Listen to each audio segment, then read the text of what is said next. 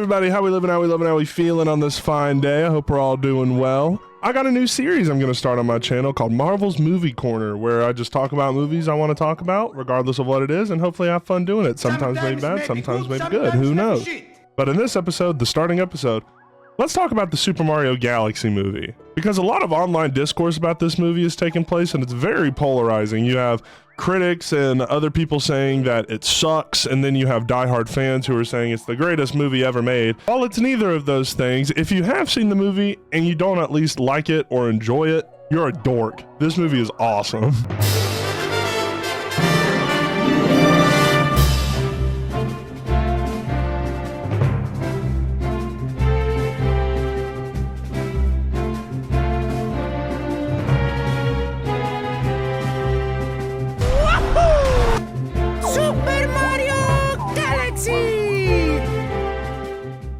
While I did have a couple of problems with this movie, which I will most definitely get into, regardless, this movie was a blast, man. From the soundtrack, to the visuals, to the Mario references from other franchises, to the Nintendo references in this movie from other franchises. This movie was awesome. First things first, I gotta say, I really like how they did Rosalina and the Comet Observatory. It's picture perfect from the games. It's lovely, lovely. Even though Rosalina did only get like fucking 10 minutes of screen time, which is one of my gripes with the movie. I do think she should have gotten more screen time. Now, this is the part to where I get into describing the major plot points of the movie. This is heavy spoiler territory. If you haven't watched the movie, click off the video and come back. Don't watch this if you haven't seen the movie. This does not supplement watching the movie. Watch the movie. Opening on Rosalina reading a story to the Lumas and then getting attacked by Megaleg, who was being controlled by Bowser Jr., was a great start to the movie, honestly. Straight to the point. Who's the new character in this movie? Where are they? What are they about? Get Bowser Jr. They steal the princess. Your casual Mario thing, right? Also, shout out Megalegs being in the movie. Was kind of pressed my boy King Caliente didn't make the cut, because that's one of my goats. Love that dude. But hey, you know what? We'll do with what we can, right? And then after all that, we cut back to the actual Mario brothers. And man, let me tell you, they're just about as good as they were in the last movie. Charlie Day is incredible as Luigi. I love his little lovable goofball persona. He's got it for Luigi. I don't know what it is. He's nailed it down. I really liked Luigi in this movie. Mario is just about as good as he was in the other movie. The character's fun and everything, but I do kind of have a problem with Italian Chris Pratt. I can't lie. It is a little bit wonky sometimes, but overall, it's fine. It's not that big a deal, but Charlie Day is great as Luigi, and Italian Chris Pratt's doing Mario for sure, but it's fine. But we also get introduced to Yoshi real early in this movie. It's actually the first scene with the Mario brothers, where they're going through the desert area from Odyssey, and they go into the pyramid to unclog the pipe, and they find Yoshi in there, and we get his whole backstory. And let me tell you, his introduction scene of him in New York, can't play it here because that's copyrighted music, but it's so funny. It's incredible. And also talking about Yoshi, I was kind of on the fence at first about Donald Glover being the one to voice him, but he did great. They did this thing in the movie where it obviously wasn't his voice. It was like pitched up. It was high pitched. He just made the Yoshi noises, a few words of dialogue.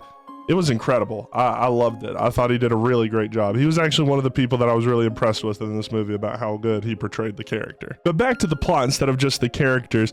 Bowser Jr. does take Rosalina. He takes her to steal her cosmic power to power the what he calls the Boomsday machine, and also to save his dad from captivity in the Mushroom Kingdom. They have a birthday party for Peach in the movie, and which is supposed to take place and be the surrogate of the Star Festival from Super Mario Galaxy, which, I would have preferred it to be the Star Festival. That is one thing you're going to notice throughout this review. That is one of my problems that I had, and a lot of other people have had with the movie, is that it wasn't fully a Galaxy movie. It was a Mario movie with majority Galaxy elements, which I can understand. I can get with people who are saying that. It didn't bother me as much as it did other people, because I guess I'm just filled with joy and whimsy, I guess. I don't know. But I really did kind of have a little bit of a problem with them changing little things. And I will say there's one big thing at the end, if you haven't seen the movie and don't know, at the end that did kind of get me a little sideways a little bit. But once again, I still think this is a good movie. It's just a couple little little nitpicks, right? You know what I'm saying? But anyways, dude, regardless of that, I might end up slipping up and calling it the Star Festival. I might not, but Peach's birthday / Star Festival. God, it was beautiful. The visuals, the way it was animated, the sound, like, God, I went into a degree for this kind of stuff, so this stuff is like what the nerd in me is coming out, and God, it was incredible. Like, just, I'm gonna put up a picture of it on the screen, but just the visual of Mario and Peach standing on top of the castle and all the stars and the comets and the Lumas coming through. Good God, that shit was, oh, it was magnifique. I have no words I can describe it. It was everything I could have wanted. But regardless of how beautiful it was, it did come bearing bad news. The Lumas came down and they told Princess Peach, they were like, hey, our mama, Rosalina, has been kidnapped, and she told us if that ever happened to come to you for help. So hey, here we are, we need you to help us. And long story short, Peach does decide to help. She takes Toad with her and they leave during the middle of the night because everybody else wanted them to stay. So they leave when nobody else was there and they left a note. God, let me tell you, when they decided to leave and the Luma transformed into a launch star and they got into that motherfucker and launched, oh, it was, look, okay, I'm gonna try really hard not to be that much of a dick rider of Mario Galaxy, but you gotta understand, it is one of my top 5 games of all time. I love Super Mario Galaxy, so I'm going to be dick riding hard for some of the stupidest shit. Like, you just gotta understand that. No, the launch star was incredible. Like, the scene where they got in it, they legit, this is one thing I will give them. They legitimately played sound effects and shit from the game, from like the Mario Galaxy game, not just Mario games, but the Mario Galaxy game, and used the sounds in this movie, and it was perfect. But in the lieu of Princess Peach and Toad's absence, she leaves the power of the Mushroom Kingdom in the hands of Mario and Luigi. And you know, they do okay. They keep everything under control. They keep all the crime from happening. They help out the citizens and all that stuff. But man, it does tire them the fuck out. And they wonder how Princess Peach does this shit. But you know, they weren't prepared for a massive UFO spaceship coming down and literally just clearing out the castle and the plot of land there and just absorbing it. They clear out the castle, they get everybody out, and it's just Mario, Luigi, and Yoshi who are getting beamed up. But in the middle of being transported by the UFO, they unfortunately run into some technical difficulties and they end up losing control of the Mushroom Kingdom castle and the land, and they actually end up dropping it, and the whole plot of land and the Mushroom Kingdom castle crash into some random planet, which I would assume to be Honey Hive Galaxy, because come to find out, we have to go talk to the queen, and it's the queen bee from the Mario Galaxy games. And you know, all the little bee guards and everything like that, the little bugs, I can't remember their name right off the top of my head, but in the movie she calls the queen calls them miserable bugs, but the bugs are in their little beetle thingies, I think. I'm not 100% sure what they are, sue me, but they were there. And the queen bee does say, hey, Mario, Luigi, y'all got to serve prison time because you guys have destroyed my flower field with your crash landing. And they're like, oh, we're screwed. But along the way to the castle, pretty much right before they get to the castle, Bowser is still shrunk, he's tiny, and they convince Mario, well, he talks to Luigi, and with the help of Luigi, they convince Mario to let Bowser get big again. And at first you think he's gonna help, because he's very nice to him. He doesn't try to kill him right when he gets big. He follows them into the castle. And when they say, Mario and Luigi, you have to serve this time, Bowser says, no, let me do it. Y'all go save everybody else. And we were like, oh my God, Bowser might actually have turned into a leaf. But he goes and serves the time, and they shoot Mario and Luigi to the Gateway Galaxy to meet with Princess Peach and Toad. But then while Bowser is in the labor camp, which by the way, I will say, really funny scene, he's talking to the bees that have been captured too and are forced to work in the work camps. And they're just talking about their love lives and shit, basically. But Bowser, he does get captured. Well, not captured, he gets freed by Bowser Jr. They have their big reunite and everybody says hi, hello, they all sing Kumbaya. It's great, you know. But we come back to Peach and Toad, and they're actually at the Gateway Galaxy. They're there because they're trying to find a pilot to get them to the Space Junk Galaxy. We'll get more into that in a minute because a subplot point follows, but I will also say the Gateway Galaxy, Nintendo nerd heaven. Everything is awesome there. I'll get into it whenever they actually come across, but all the references are goated. But they're there, and then Toad, he gets played by this little monkey who's trying to be one of those people who pretends, oh, help me, I need help, and then robs you. He robs Toad of his bag that has all the power-ups, the coins, and everything in it that they need. So Toad and Peach, they end up chasing them, and they come to find out that there's a secret underground casino underneath the Gateway Galaxy. And there's so much here. We immediately go in and they start playing the instrumental to Jump Up Superstar from Odyssey, which was incredible. Love to hear that. You see all these different enemies through the Mario games. You see the ninjas, I think they're called, the little ninja dudes. You see the mouse guy, I can't remember his name, from like the old Mario games, the mouse with the little glasses. And then also Birdo made a cameo, which I was kind of surprised about. I don't know why, I just didn't expect Birdo to get any form of screen time in this movie. And then also they have the big boss, and forgive me, I can't remember his name for the life of me. He's a very obscure character. I'll put up a picture of him on screen now. Forgive me, I know I'm fumbling, but it was cool. I recognized him from an older game. Couldn't remember his name. Still cool nonetheless. But he's like this mob gangsta leader who's over the casino and keeps everything rolling. But Princess Peach and Toad, they beat all of his guards and they beat him and they get the information out of him that they need. The information was, regarding to Rosalina. Where's she at? Because the guy had connections to Bowser. Well, Bowser Jr., but he had connections and understood that. So they got the information they need and they're going to find a pilot to go to the Space Junk Galaxy. But before they can even get to the Space Junk Galaxy, they have to find a pilot, and they don't even know where the aircraft carrier, the landing deck, whatever it was up there was. So they had to go to the information desk. And who's at the information desk? No one else but Rob.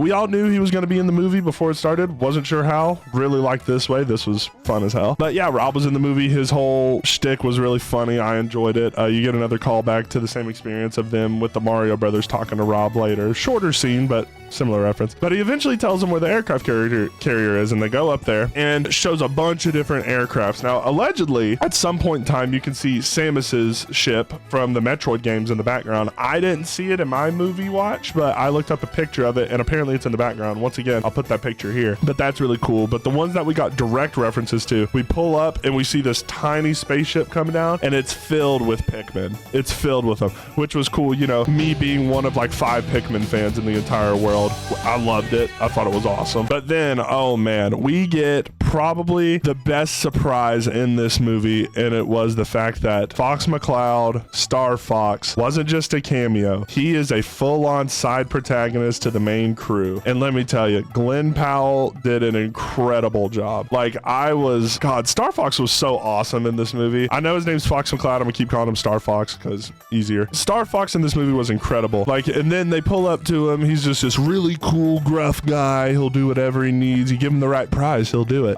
They do his introduction, and his introduction is in like this pseudo Saturday morning TV action cartoon kind of vibe where he explains, I was brought here, I was in my dimension, and me and my gang, which by the way, it did show all the gang of the Star Fox series, but my goat Slippy was mentioned, and that's really all I cared about. Slippy, my guy. They do all that, and then he goes, well, where do you need to go? And they say the Space Junk Galaxy, and he's like, well, I don't know, it'll take a pretty hefty price. And they just plop down a whole generation's worth of wealth in front of him of gold coins, and he was like, yeah, I can make it work. But then Mario and Luigi, they also get there and they find Peach, they reconvene, they do their whole thing, and they all group up with Star Fox, and they all get going in the R-Wing, traveling through the galaxy to find the Space Junk Galaxy. They run into a few complications along the way. The ship crashes. They crash on this random planet. The dinosaur from Odyssey is there. They accidentally have a baby gun, which turn Mario and Luigi into babies. Toad ends up turning into a baby, and Yoshi has to save all of them and keep them safe and get back to the princess and Star Fox, and hopefully the ship's fixed. But then after all that and all that gets handled, they get sent back to the Comet Observatory. And God, we're nearing the last 30 minutes of the movie here, and it's like all gas, no brakes here. It's awesome. It's just a fun roller coaster ride at this point. But they have this scene where everybody gets back on the Comet Observatory. The Lumas start talking about everybody, and one of my favorite parts is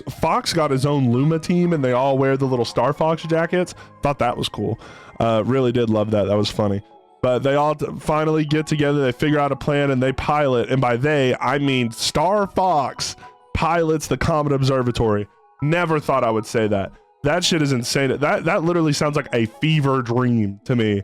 But no, we got to see Star Fox himself piloting the Comet Observatory. They fly it to Planet Bowser, and when they get there, you know, they're matching with the might of Bowser and Bowser Jr. going against all their forces. Long story short, because like I said, I'm still not covering everything in the movie. Go watch the movie. This isn't supplemental for the movie. Go watch it. Peach and Mario end up staying together, and Yoshi and Luigi end up staying together, and they split off. Peach and Mario go to confront Bowser. However, on the way, there's a really cool reference. They're breaking through, and then Bowser Jr. goes, "Don't worry, I have a state-of-the-art security system." And it's literally just Mario Maker. Like, it's legit just a Mario Maker. He makes a direct reference with it whenever he shows them the course they have to get through, and he goes, "Be prepared to meet your maker."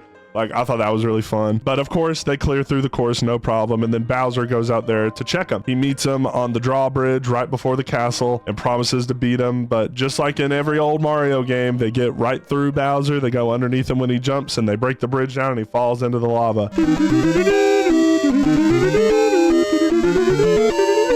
You know, that whole thing, right? They think it's over. Bowser Jr. comes out. He's mourning his dad. He's leaning over. He's like, "Dad, no." But then one of the coolest things in the movie, we get motherfucking Dry Bowser. I did not expect them to do this. I thought that shit was sick. Like when he came back out and he was like, "I am the king of," what did he say? "I am the king of the Koopas," or something like that. I can't remember, but God, it was fucking baller. So, you know, Peach still gotta go into the castle to save Rosalina.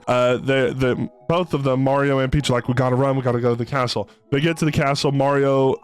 Peach runs inside. He shuts the door. Mario breaks the lever. Peach is in there. Mario's out there. He's like, "I'm gonna fight Bowser. Bowser Jr., you go get the princess." Man, let me tell you, this fight coming up, which, hold on, before I even get into the fight, they're beating the shit out of Mario. Like, he tries, but Bowser and Bowser Jr. just end up mopping his shit because it's a 2-on-1 versus an unpowered up Mario versus a buffed up Bowser Jr. with the paintbrush and Dry Bowser. Like there's no way he's gonna win that. And then out of nowhere, the goats, Luigi and Yoshi, pull up, and they got power-up blocks, man. This was awesome for me because this fight was incredible between Mario, Luigi, and Yoshi versus Bowser and Bowser Jr. This shit was awesome. But he goes over there, they get the power-ups. Mario gets the drill power-up from Galaxy. Luigi gets the cloud power-up from Galaxy, and Yoshi, he gets the little balloon thing that turns him into the balloon that helps you go up. Kind of useless, but really funny. But then they just get to work. The animation of this fight, the cinematography of the fight, all the music, brother. When they started the fight, they started playing the main theme of Galaxy, the do do do do do do do do do. Oh my God, it just hit everything for me. You're thinking they're starting to be beat, the Mario brothers are starting to get whooped, but then Yoshi, he, using the rest of his helium, bumps the paintbrush out of Bowser Jr.'s hand, and Luigi picks it up, and he just starts drawing on the ground to do something, right? And of all the things he draws, motherfucking Game & Watch pops up. Mr. Game & Watch himself. This was the cameo that was kept a secret. They didn't reveal, and it hit like crack. It was awesome. I loved seeing Game & Watch pop up, and he proceeded to give straight belt to Bowser and Bowser Jr. until he got slimed. He got slimed the fuck out. They absolutely bodied my boy. They literally cut him in half. Like it was over. But Bowser Jr. gets his wand back, and he draws the dragon from Mario Odyssey, the huge black and purple dragon and everything like that, and he thinks it's going to be on his side, but it actually ends up eating him. It actually ends up eating Bowser Jr. So, and Bowser, he can't do anything because I failed to mention in the last fight, Mr. Game & Watch broke them all into pieces. And he was little non-reformed Dry Bowser. It was just his little head talking now. And he just eats them, and Bowser doesn't know what to do. So Mario, he hits the last power-up block they have, and it is the fucking red star from Galaxy. And this was a point of contention that I actually had to educate my friends on whenever they were there, because they asked me about it. They knew the majority of everything else because they're also pretty big Mario fans, but they were like, "What's that red star? Like, what was that? Was that new?" And I had to explain to them, no, it's in the Mario Galaxy games. When you get the 120 stars as Mario, you get to unlock Luigi, and then when you beat it as Luigi, and then you get the red star afterwards, and you can explore the planet. It's a very niche power-up, doesn't do much, but it's practically the God power-up. It makes it to where Mario can fly, he gets a power boost, and he uses those abilities to just fly straight through the dragon's drawn stomach. It wasn't actually like drawn because it was all just an ink manifestation from Junior's paintbrush, but he flies straight through his stomach, and he grabs Bowser Jr. and he saves him. and they tell him, hey, y'all are going to prison. Like y'all are getting locked up for this for sure. But that's the majority end of that little arc. And now we get on to Peach and Rosalina. Now, I purposely saved this part of the plot to explain right here. She goes to Rosalina. Rosalina's getting the cosmic power sucked out of her. She can't move. Peach is like, you have to move. You have to meet with me. And she puts her hand on the glass. And she puts her hand on the glass because when they were at the Comet Observatory before they flew to Planet Bowser, she went into the storybook room and she learned that her and Rosalina were sisters. Now, I really try not to be a stickler or a lame for really saying that wasn't in the original game canon. Why is this changed for the movie? I really try not to do that because most of the times it's really something small. It's not like anything huge, but this was a pretty big change. Rosalina was never related to Peach in the games in any capacity, but for some reason in this, they had to make it that way. And am I okay with it? Yeah, it's fine, but it is just a little weird. It really threw me out of left field there. Getting back to it, they're sisters, it's whatever. They have cosmic powers none before seen when they're together. So Princess Peach puts her hand on the glass and says, you gotta try. And then Rosalina gets there and they metaphorically get close enough to touch hands that the glass containment breaks and shatters and they're all good. They have their little reunion and everything, and it's all sweet and dandy. They save the day as they normally do, and they just celebrate, you know what I mean? That was pretty much it for the Mario Galaxy movie. Now, after all that explained, I can't lie to you. It's a good movie. It's a good movie. I really enjoyed it. I had fun. And that's what this movie should have been about. Having fun. Even before the movie came out, my buddy who I went and saw it with, Bryson, he asked me, he was like, do you really think this movie's going to be bad? Because all the critics are saying it's terrible.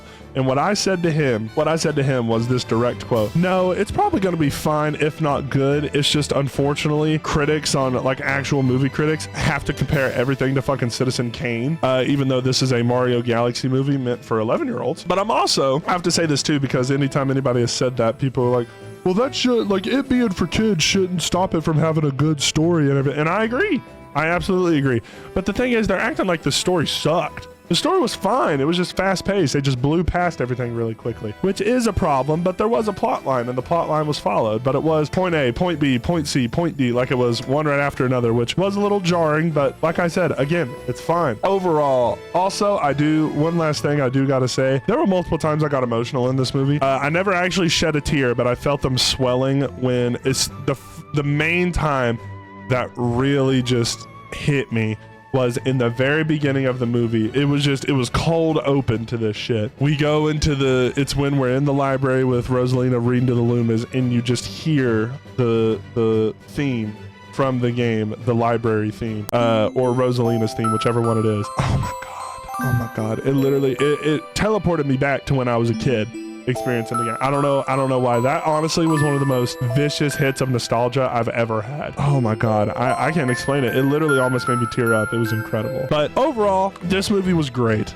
Actually, no, this movie was good. This movie was really good. It was really fun. Visuals were incredible. The animation was incredible. The soundtrack was awesome. I loved all the references and representation of other Nintendo franchises. But obviously, like I said, there was a couple of gripes, which I do got to get into, which was just Rosalina and Peach being sisters. I wasn't a big fan of that, but it was fine. The pacing was a little fast. And then honestly, is there any other issues I really have with it? Honestly, no. Really, the only other issue I have is just Italian Chris Pratt. It's not really an issue, honestly, because I mean, that's who they casted for him. But it's just sometimes he's not putting on that little Italian twang he puts onto his normal voice, and he's just speaking normally and you can kind of hear it. But besides that, no, that was it. But no, the Mario Galaxy movie is fun, just how it should be, and I give it overall a 7.5 out of 10. And honestly, regardless of it not being a 10 out of 10, it's one of the most fun and interactive moments I've ever had in a theater. I don't think I've enjoyed myself in a theater except for on a very few occasions, other than when I went and saw the Super Mario Galaxy movie. I'm gonna end off with the same way I opened it. If you didn't like the Mario Galaxy movie and you thought it sucked, you're a fucking dork. Learn to have fun. Thank you for watching.